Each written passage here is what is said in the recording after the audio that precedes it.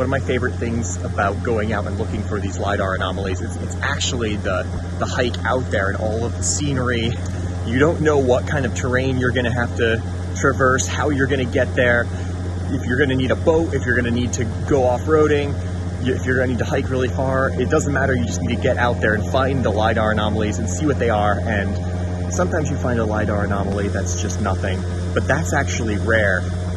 Almost every time there's something there that's man-made, and it's just the fact that it's so far out there and so far away from the beaten path makes it that much more interesting.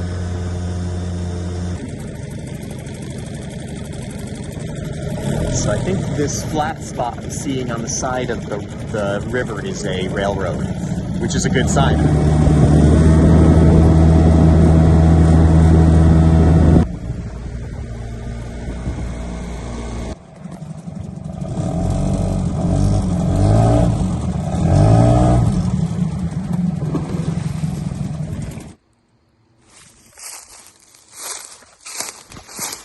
Alright, so I got the boat down on that little cove, and now I'm heading up to look for a Lidar anomaly that's somewhat near that Bridgewater quartz processing mill. So my guess is that somewhere nearby was a mine where quartz was mined. So I just basically looked for anything in the general area that could be a pit or a prospect pit or a trench or anything.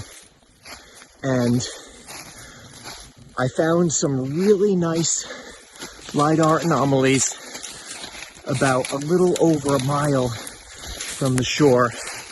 Wow, okay. I just went through this thicket of mountain laurel, but now I'm out in this open, almost like canyon. There's so many rock outcroppings. It's just exposed ledge all the way up to the top there. So I'm gonna hike up this ravine following this cliff, and this should take me right to the location of the Lidar anomaly.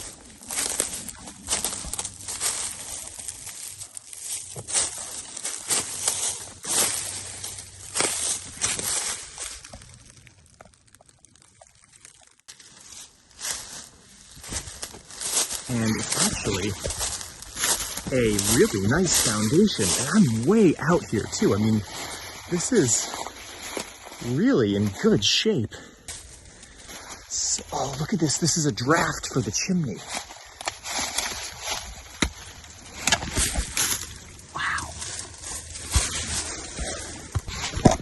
So this is actually a really interesting foundation because, so it still has draft for the fireplace. So it was the place where air was drawn in from the basement to feed the fire in the first level of the house. So instead of air being taken from the warmed part of the house to feed the fire, air was taken in from the cold basement to feed it behind the fireplace. So it went in through like a beehive shaped structure and then up and behind the fireplace.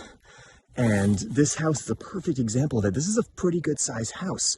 It looks like, at first I thought the foundation was pretty small because only half of the foundation was underground. The rest of it was just a crawl space. And that's very similar to my house, actually, how only 3/4 of the basement is walkable and the rest is a crawl space. So one of the theories was that while they were felling the trees for the timbers for the house and preparing to build the house, they would cover the foundation over and kind of make it into a dugout that they could live in through the winter, and that these drafts were actually used sort of as beehive ovens to cook in while the timber was seasoning.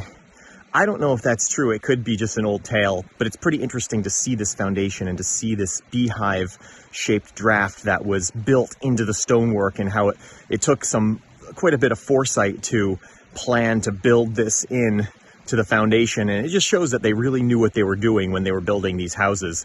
They weren't just ramshackle constructions or cabins. They were really building these to last a long time. And so it's really interesting to see ruins like this.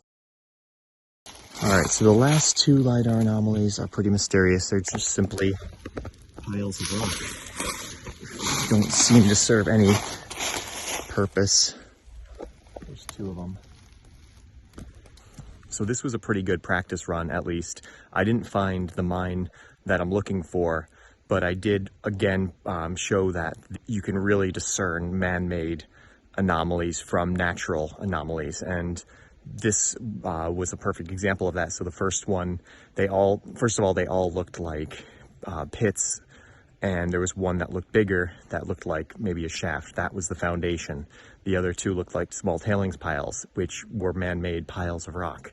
So the LiDAR does work well. It's just the research behind it needs to be really good, because I didn't have anything to really tell me that this was potentially a mine site other than its proximity to the quartz processing mill. So, you know, I'm really just going off a guess, and that's usually when these anomalies turn out to be non-mining related structures, but it's still worth going and checking them out. So I'm gonna head back down to the boat and keep looking.